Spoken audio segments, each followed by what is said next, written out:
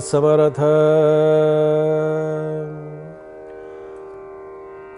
श्रीराम जय राम जय जय राम।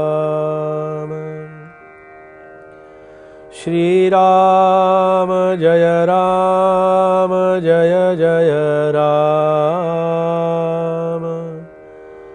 श्रीराम जय राम जय जय राम। श्रीराम समर्थ। श्रीराम। जे महापुरुषांचे भार्या अतिसलग्न अवस्था तुरिया, जये करिता महत्कार्या प्रवर्तले साधू श्रीराम। श्रीमद ग्रंथराज दासबोधातील शारदेचं स्तवन आपलं सुरू आहे आणि या शारदा स्तवनामध्ये समर्थांनी आपल्यामध्ये असणारी जी ध्वनिरूप शक्ती आहे, आपल्यामध्ये असणारं जे चैतन्य आहे, आपल्यामध्ये असणारा जो स्वयंप्रकाश आत्म्याचं दर्शन जे आहे, त्या दर्शनाचं मुख्य अधिष्ठान आहे श्री शारदा। आणि त्या शारदेचं वर्णन समर्थांनी केलं की प्रकृती पुरुषातल्या खेळातली ही प्रकृती म्हणजे शारदा आहे। थोडेसे वेदांतातले शब्द आहेत, तत्वज्ञानातल्या पठडीतले शब्द आहेत, फक्त ते आपल्याला जाणून घ्यायचे आहेत। आता गणेशाची ती भार्या आहे असं म्हटलंय। आता गणेशाची भार्या याचा अर्थ काय घ्यायचा, आपण कशा रीतीने आपण अर्थ घ्यायचा? ती गणेशाची भार्या आहे याचा अर्थ असा की ती गणेशाच्या वंदनानंतर शारदेचं स्तवन करण्यापाठीमागची प्रेरणा जी आहे, ती प्रेरणा शक्ती म्हणजे शारदा आहे। गणेशाचं निर्गुण अ उ आणि म हे जे स्वरूप आहे, त्या निर्गुण तत्वाच्या स्वरूपालाही जे प्रत्यक्ष दर्शन रूपानं तेच दर्शन आपल्याला घडवते आहे। म्हणजे गणेशाच्या निर्गुण तत्वाचं दर्शन हे शारदेच्या माध्यमातून आपल्याला घ्यायचं आहे। म्हणून तिला भार्या हा शब्द वापरला। भार्या या शब्दाचा अर्थ असा आहे की गणेश जे निर्गुण तत्व आहे, अ उ आणि म, त्या निर्गुण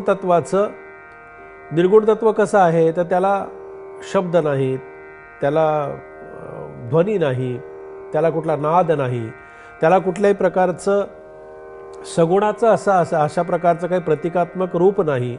मग गणेशाचं वर्णन कळावं कसं, गणेशाचं दर्शन व्हावं कसं, गणेशाच्या शक्तीचं दर्शन कसं व्हावं, गणेशाच्या सामर्थ्याची उपासना कशी करावी, किंवा ते गणेशामध्ये असणारं, श्री गणेशांच्यामध्ये असणारं जे चैतन्य आहे किंवा जी शक्ती आहे, ती शक्ती आम्हाला जाणून घेण्यासाठी शारदेची आवश्यकता आहे।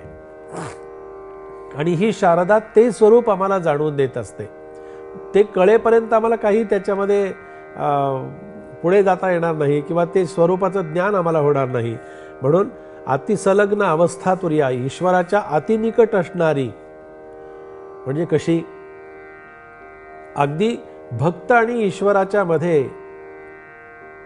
आता खरं ती अवस्था जी आहे ना, ही अवस्था ही फक्त अनुभवायची असतात बरं का। कुठल्याही अवस्थेचं वर्णन या मुखानं केलं जातं ना, ते सगळं नाशिवंत असतं पहा। मग वर्णन तर करताय बुवा तुम्ही, सगळे संत महंत ऋषीमुनी किंवा जे कीर्तनकार आहेत, प्रवचनकार आहेत, जे सगळे निरूपणकार आहेत, ते तर सगळं वर्णन करून सांगतायत, रसभरीत वर्णन करून सांगतायत। पण ते वर्णन करत असताना वर्णन करणं म्हणजे याचाच अर्थ की ते निर्गुण तत्वाच्या प्रतिकात्मक रूपाचं दर्शन असतं ते। आणि निर्गुण तत्व हे आत्मतत्वाशी निगडित आहे, आत्मस्पर्शाशी निगडित आहे, आत्मदर्शनाशी निगडित आहे। पण ते कळेपर्यंत काही उपयोग आहे का त्याचा? भक्त, देव आणि भक्ताच्या मध्ये कुठली अवस्था असते हे कळायला तर पाहिजे। आता आपण देव आणि भक्त या दोन विषयांशी आपण थोडंसं आणखीन जास्त त्याचं चिंतन करू। आता देव कोणाला म्हणावं? आम्ही तर देव आमच्या रीतीने ठरवलेला असतो की अशी अशी मूर्ती, रामाची मूर्ती म्हणजे देव, कृष्णाची मूर्ती म्हणजे देव, शाळिग्राम म्हणजे देव, या सगळ्या देवांचं वर्णनही दासबोधामध्ये पुढे ते सगळं वर्णन येणार आहे. पण देव या शब्दाची व्युत्पत्ती लक्षात घ्या, देव या शब्दाचा अर्थ लक्षात घ्या, देव या शब्दाचं सामर्थ्य आपण लक्षात घ्या. देव म्हणजे अंतःकरणामध्ये असणारं चैतन्य, अंतःकरणामध्ये असणाऱ्या चैतन्याची उपासना म्हणजे देवाची उपासना आहे. देवाच्या उपासनेतून काय साध्य करायचं असतं? देवाच्या उपासनेतून आपल्यामध्ये असणाऱ्या चैतन्य स्वरूपाचं दर्शन हेच देवपूजेचं खऱ्या अर्थानं इति कर्तव्यता तिथी असते. त्याच्यासाठी हे दर्शन आहे. म्हणून देव आणि भक्ताच्या मध्ये जी अवस्था आहे त्या अवस्थेला तुरीय अवस्था असं म्हटलेलं आहे. आणि ही तुरीय अवस्था जी आहे, ही तुरीय अवस्था म्हणजे अन्य दुसरं काही नाही हो. ही तुरीय अवस्था जी आहे, ही तुरीय अवस्था म्हणजे समर्थ जिचं रसभरित वर्णन करून आपल्या समोर सांगता आहेत ती माय माऊली शारदाच आहे. ही तुरीय अवस्था म्हणजे अन्य बाकी काही नाही.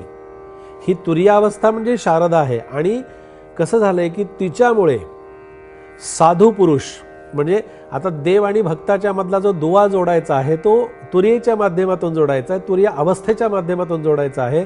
आणि साधू पुरुष सत्कर्मांना आणि जन्मसार्थकाच्या कार्यासाठी प्रवृत्त झालेले आहेत. साधू म्हणजे जे साधायचं आहे त्याच्यासाठी प्रयत्न करणारा, त्याला साधू असं म्हटलेलं आहे.